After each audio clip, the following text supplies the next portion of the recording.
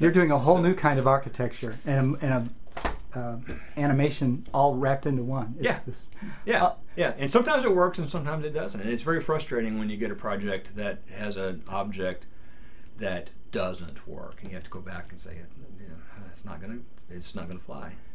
If somebody wants to follow in your footsteps and take up being a pop-up book artist, this new profession, what recommendations would you have for them? Is this something they can learn in art school?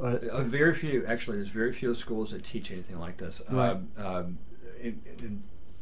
Partially because it's such a limited thing here. Mm-hmm. This is a kind of a craft where it takes a long time to develop the finesse for it. Yeah.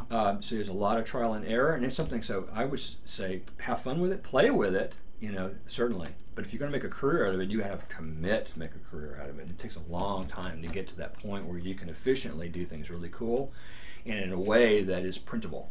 Yes. Sometimes a lot of handmade pop-ups are, and I've seen some that are so elaborate and so delicate and so fine that they're absolute marvels to behold.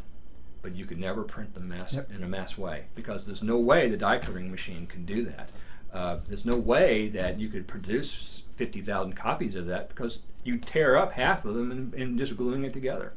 It's so delicate that you have that the artist can make his copies, but you can't mass produce them. So there's finessing, and there's limitations to what you can and can't do.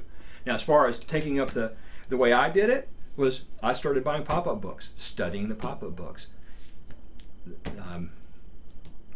I never recommend people to tear up a pop-up book, but if you're serious about doing this, that's the best way to learn. You have to do an autopsy. You have to do an autopsy of the pop-up book in order to figure it out. So you learn these little techniques, and it takes a long time to figure out, now, why did that happen?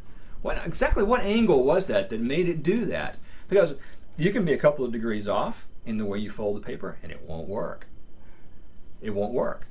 Or it'll fall out, or when you close the book, half of it's sticking outside the book. You have to make a lot of adjustments and a lot of trial and error. When you go to schools, Bruce, what kind of reactions do you get from the students with the pop-up books? It's ecstatic. It's like being a magician coming to the school. As when I open a book to these kids, you can just see their eyes open wide, and there's oohs and ahs, and kids love it. But the teachers and the parents in the back they're just wide-eyed. It's fabulous doing school visits.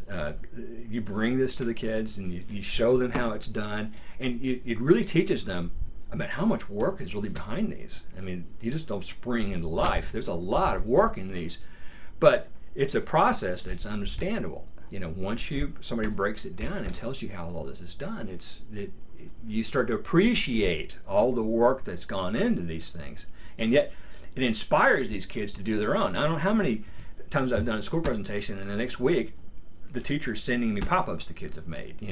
It's great. It's just great. The kids just love this, and I love showing it to kids.